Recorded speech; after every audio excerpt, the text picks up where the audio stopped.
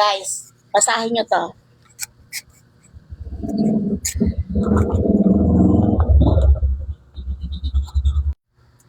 Hindi ko alam kung anong tinapos mo po, Mr. Jason, sa kung broadcaster ba o journalist o kahit ano pang kurso.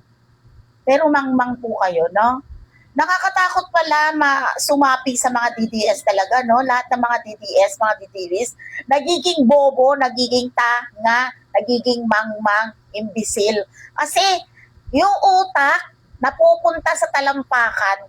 Ikaw ba naman, may pinag-aralan ka, Mang Kanor, Mr. Jason sa, nag-aral ka, nakatapos ka ng kurso mo, pero hindi mo alam ang batas tungkol sa ganyan na kailangan mo talaga ng gawin mo, isa katuparan mo yung warrant of arrest para maging legal siya at para mapatupad kung ano man yung magiging ikakaso sa kanya for the process, di ba?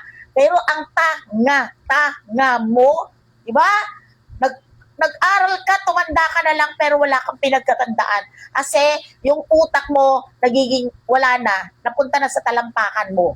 Kakahiya naman sa'yo, hiyang-hiya naman kami sa'yo. Ikaw ata adik eh.